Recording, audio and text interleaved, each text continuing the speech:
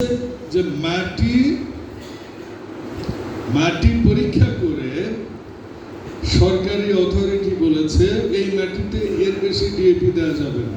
তাহলে আপনি কৃষক দিচ্ছেন 5 মণ ধানের আশায়, আপনি মারা যাবেন, আপনার সন্তান এখন বিঘা প্রতি ডিএপি কত দেয় আমাদের কৃষকরা? হ্যাঁ, কত? 20 থেকে 25 কেজি দেন, তাই না? 20 বছর পর 50 কেজি তো আর কাম। আল্লাহ প্রত্যেকটা জিনিসকে লিমিটের মধ্যে রাখছে, আপনাকেও রাখছে লিমিটের মধ্যে। একমাত্র সর্বশক্তিমান পরাক্রমশালী মহান আল্লাহ তাআলা। তো আল্লাহ যা দিছে তার উপর আপনি জুলুম করতেছেন, কত বড় সাহস!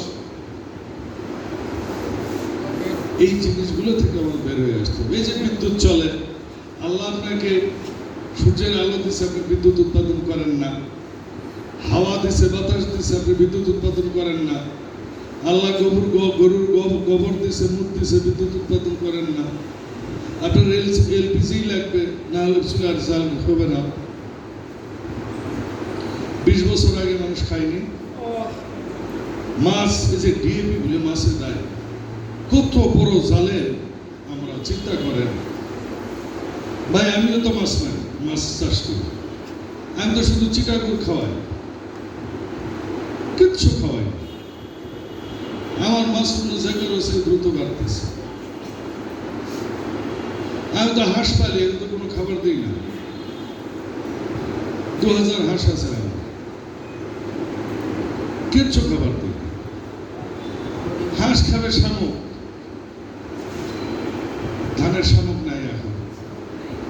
আজব এক জায়গায় আমরা ধানের ভিটা আপনারা বীজ দিয়ে কচুরি মারতেছেন, আরে ওটা তো কচুরি নয়, ওটা তো আল্লাহ এমন একটা জাত দিচ্ছে যে জাত 20 বছর আগে আপনারা দেখেননি, দেখছেন? এটা আল্লাহর সাথে, পরিবেশের সাথে জুলুম করার জন্য আল্লাহ ওটা দিচ্ছে যে তুই দেখ, তুই কত বীজ দিব, আমি এটা নতুন। ওটা কি কচুরি বানা? এই যে একটা ফুল হয়, একটা স্টিক হয় ধানের ভিটার, ওটা কচুরি বানা? হ্যাঁ, ওটা 30 বছর আগে ছিল। সার মারা শুরু করছেন যখন থেকে, আল্লাহ তখন থেকে ওটা দিয়ে দিচ্ছে। 2 কথা মারবো, আমি আরো 1 ধাপ আগাই যাব। আমাদের মাছ, আমরা ছোটবেলায়, আমার একটা ধারণা ছিল মাছ মানুষ কিনে খাবে, কিনা লাগতো। কি হলো? এই 96, 97, 98 সালের গল্প, টাকি মাছে ঘাও হওয়া শুরু হলো, মাগুর মাছে ঘাও হওয়া শুরু হলো। দেখছেন না আপনারা? হ্যাঁ, ধাওয়ারা যখন মাছ মারে ঘা হতো। এখন আর কিন্তু ঘা মাছ নাই, কারণ মাছ তো বিলত নাই, নদীর নাই, জোলাপ নাই, খারিদ নাই, তো মাছ থাকবে কোথায়? খারিদ চাষে হচ্ছে